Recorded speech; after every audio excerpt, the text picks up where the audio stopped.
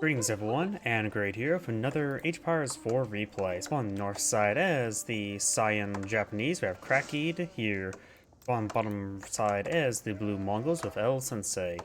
And this is a hybrid map. Hybrid maps can be decent for either Japanese or Mongols. Japanese do offer some unique naval capabilities. They do offer what the copper plate research makes it their ships very effective versus the arrow ships. The Mongols do have access to piracy, which can probably raid the cheaper or the lower health Japanese fishing boats a bit easier, but Japan does have dirt cheap fishing boats. What are they, like 45 wood? Yep. So they're basically regular fishing boats with just reduced health, so they can be quickly killed off, perfect for Mongolian piracy. So it looks like he's not going to be eyeing for any fish. We do have the gear here. Gold pretty close by each other. Two gold deposits there. He does have the oval way over here, or this larger one over here. And he's going to fire for a bit of spearman rush, trying to engage his opponent's dock.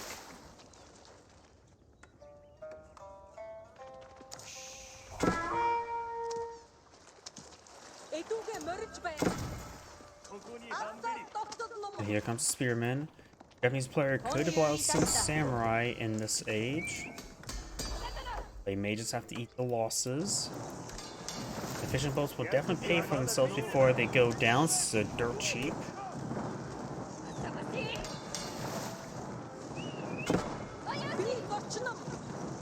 Now do have the Koto Township now being put on the field. He may be eyeing to stop the Spearman by engaging them with the Shinobi. Shinobi do bonus damage versus melee. This map's not half bad for the Silver Tree since the trade post is way over there. So we probably will see the Deer Stone.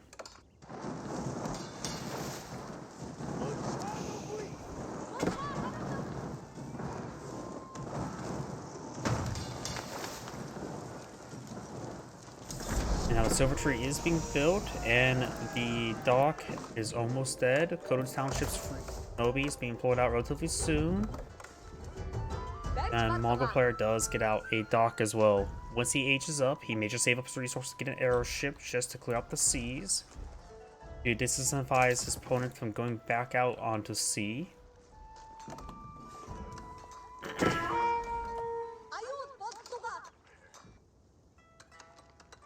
Silver Tree is being built by 9 villagers.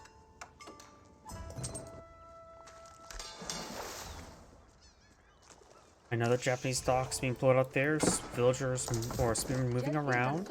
There are 5 spearmen here. They can do some decent torch damage, and the outpost is only starting to be torched down recently. He's going with another Shinobi.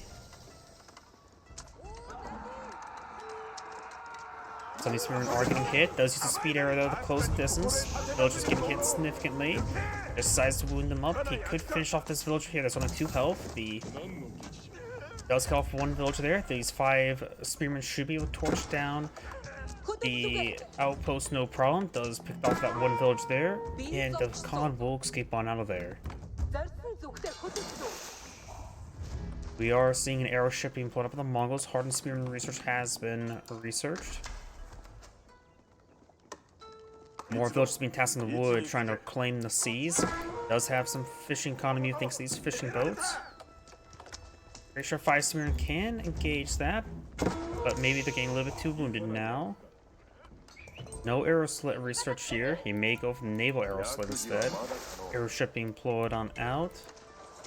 It looks like the Shinobi, one of them did get killed off. Both 2 of them gets killed off by the light junk. You have a junk to pull on the field. Light junk and the regular junk are the same stats. Blue's ship does dodge it. Next stage, he can get the copper plating, increasing range armor by 2, making it very effective against arrow ships.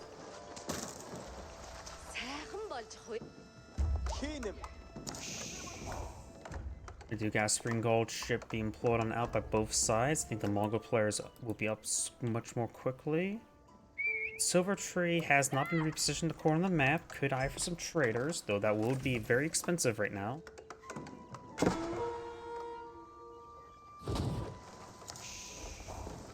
And we do got a little bit of sabotage there of 2 docks. It does not interrupt much production. We got ×2 spearmen not being pulled out by the OVO as well.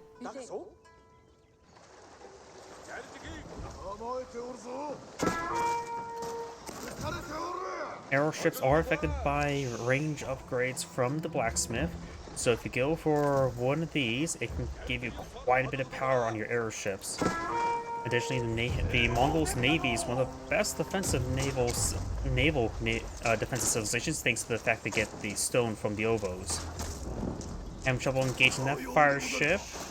His airship does go down there. There's another junk. And unable, he may want to man the sails. Look, he already has manned the sails. It does go down there. Takes out Spawn's airship there. And got another spring gold ship deployed on out. Another airship being deployed on out by the Mongols. And no fishing boats at the moment. And does sabotage the building, disabling its production.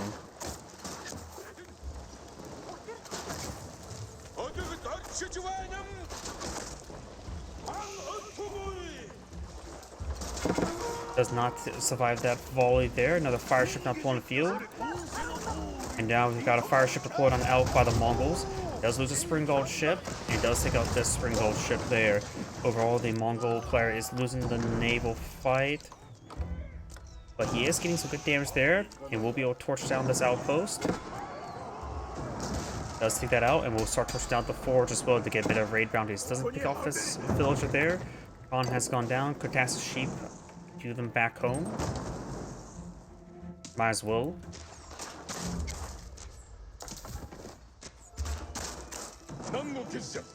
No sabotage there. He's going for a naval arrow slits here, going for an arrow ship here.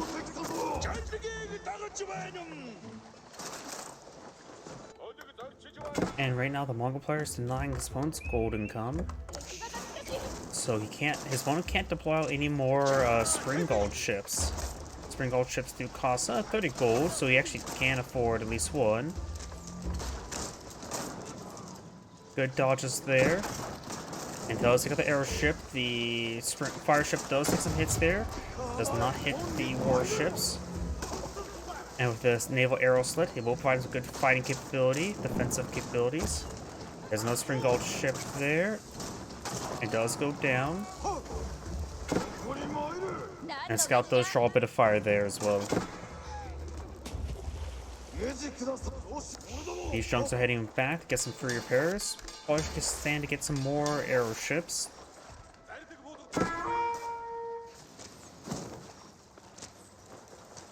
Shinobi was unsuccessful hiding away. Mongol player will probably need to eye for some more ships. He could go for full arrow ships.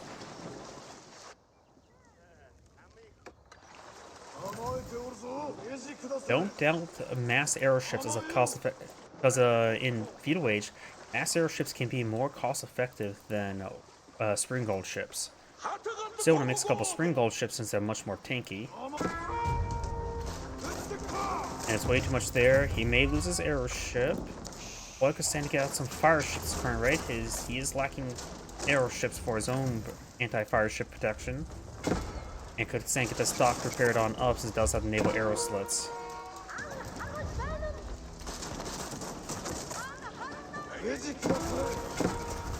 He did focus down that arrow ship there. Good focus fire on these ships there. He's getting a little bit of AoE health regen. And here comes a fire ship. He does have an arrow ship here. Was not micro to dodge that shot. These wounded warships need to fall back. They can't really be pursuing. And his fishing boats may go down.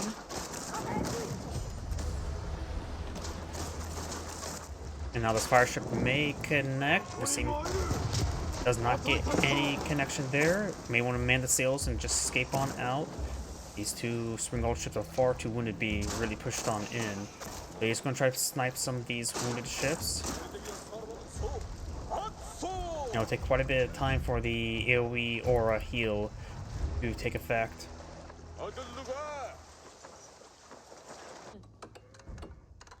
The Japanese player still does not have access to any sort of gold other than the any sort of stone collection drop off to get some gold drop off.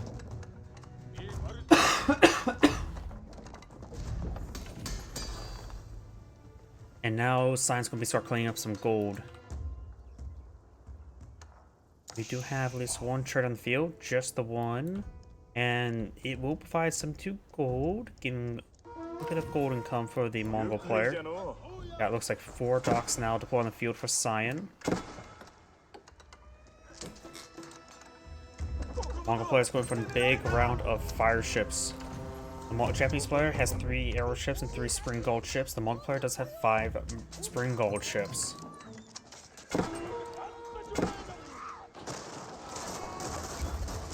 Blue's now trying to push way forward.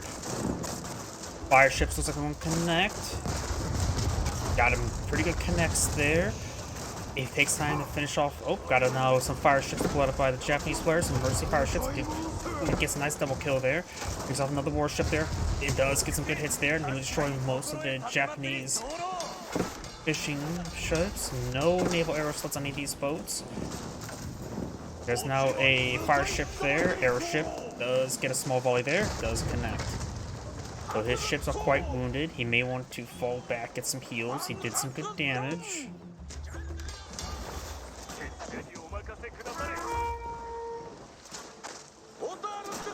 As this ship will go down to a quick spring bolt. There it is. Should go down 1 hit. Yes, it does. Number of fire ships not being put up by Cyan right now. And that one does connect to get another spring gold ship. Blue should have withdrew from their area. Oh, got a good hit there with that fire ship. Blue should have withdrew from the area because his forces were a bit too wounded to lay siege to the docks. And now he's losing some of these wounded ships. That fire ship does go down.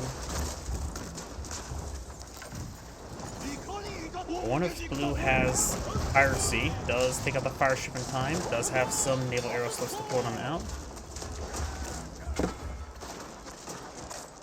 At this point in time, maybe a good idea with the Mongol player to bring in a round of spearmen to clear out the shore. Does connect to that one there. Takes out that one. No side has gone for the arrows upgrades to improve the arrow ships.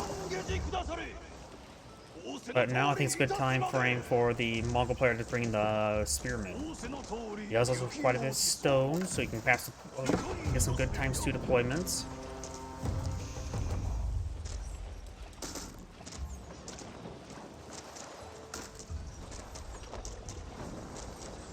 Good dodges there. He needs to sink his arrows a bit more, and there we go. Fire ship does go down. He does take out these fishing boats as well. Blue's going to send some of his fire ships into these docks. He does have 1 round of naval arrow slits right here.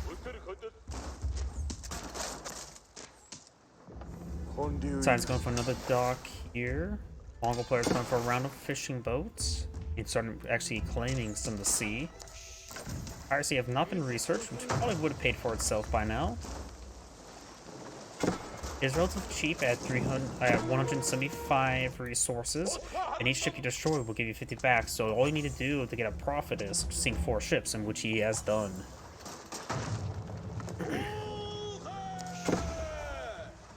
Far much more value for getting this than is for the raid bounty upgrade. Shinobi now trying to push way forward, trying to set blaze with some of these docks. No naval arrow slots in this one. The one that does have it is still quite damaged. This villager could probably take time to repair that up.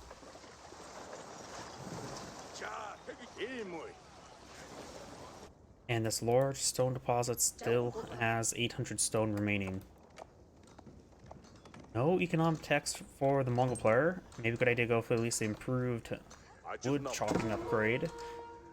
He doesn't really need the improved gold, since he's probably going to go for more infiltrators, but he doesn't even have level 1 Silk Road yet. This dock may now be set ablaze from the sabotage.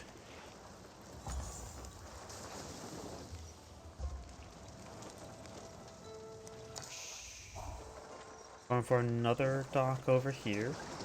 And we got another naval arrow slit.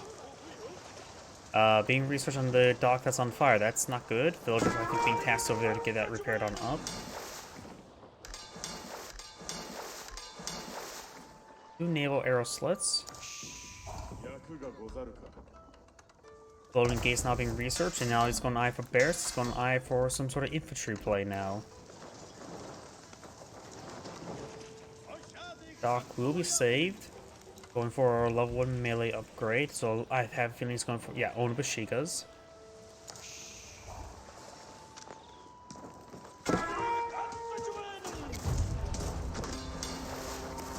Mongol player is pretty close to aging up as well.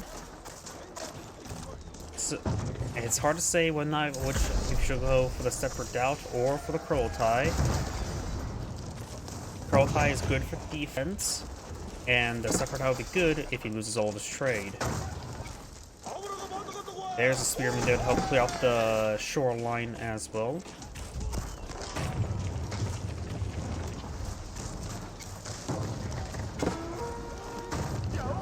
And the Khan up here is saying hi. No textiles just yet. Well, it's not really textiles. Lack of textiles has been a bit of a problem with the Japanese. I wonder.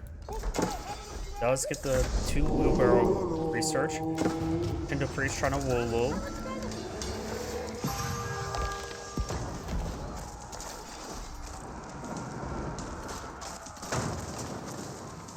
And that stock will go down. Kurultai not being put on the field. He sees the Onabashiga. Now he knows he has to worry about defense. Against Onabashigas, Magadai may actually be an option, as well as regular archers. Lancers, as well as men-at-arms, are both also good options as well. Not Lancers. Keshiks. Magadai is against Onabashigas. Magadai do offer, of course, while they are slow, and Onabashigas are pretty fast especially for foot infantry. These are low armored units, and they can engage attack speed with attack speed. Onabashigas can get to a base damage of 10 this age, and I'm pretty sure veteran, what's it called? Magadai can get up to 12 this age, if I remember correctly. No, that is far too high. They go from 6 damage to 8. 6 damage to 7 plus 2, I think 9 this age. Howdy. Onabashiga's not pushed away forward. These traders will go down very, very quickly. At this point in time, he just needs to grab all those traders and put them in the corner. They're going to be denied the time frame. He's going for veteran archers, going for ×2 archers. He does have a bit of stone to work with, so going for ×2 archers is probably very good against the Onabashigas. And with the Khan, hopefully doesn't have to listen to arrow research. Struggling a bit of food and wood. Kurultai being redeployed. Spearman here will be taken up by the samurai.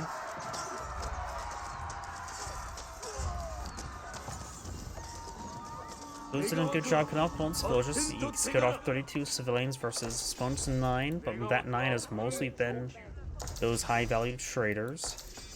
He has 2 left of them. Kurultai is right here.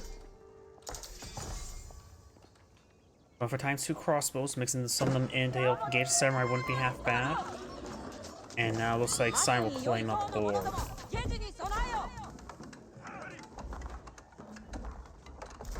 Oh yeah, the deer and the boar were very close by to each other, so he's going to quickly claim up all that food. He has stationed his navy across the shoreline to help prevent any sort of sneaky dock play. I do have a good number of Onabashigas, as well as some veteran samurai deployed on out. And I think a daimyo manor has been researched, as was Otachi.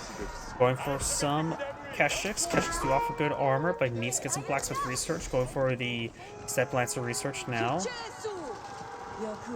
As a increase attack speed, the Keshiks a little bit.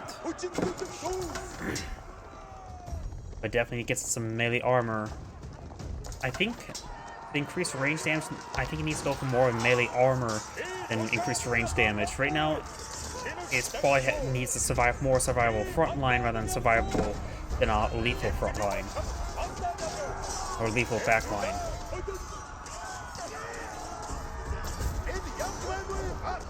Paralyze is not being put out there, which will give us quite a bit extra bonus damage. Blue should be able to hold out just fine with this micro. It's now charging way forward. They have right now only 4 melee armor. Onobushigas have 9 damage.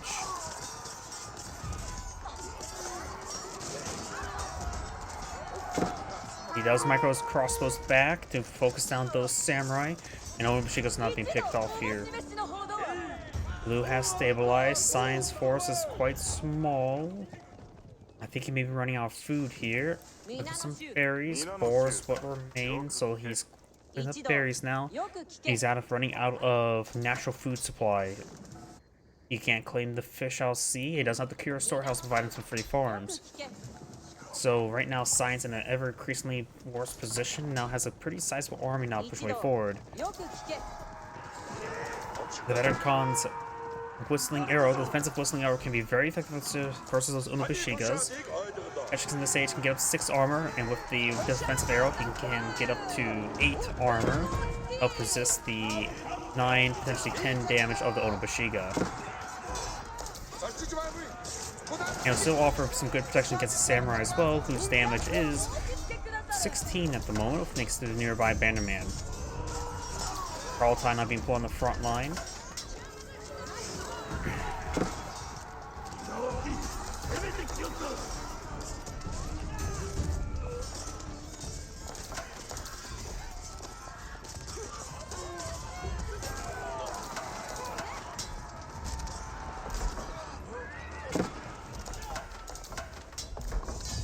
And Sign does back the game now. This is Grade saying thank you for watching, and on to the next replay.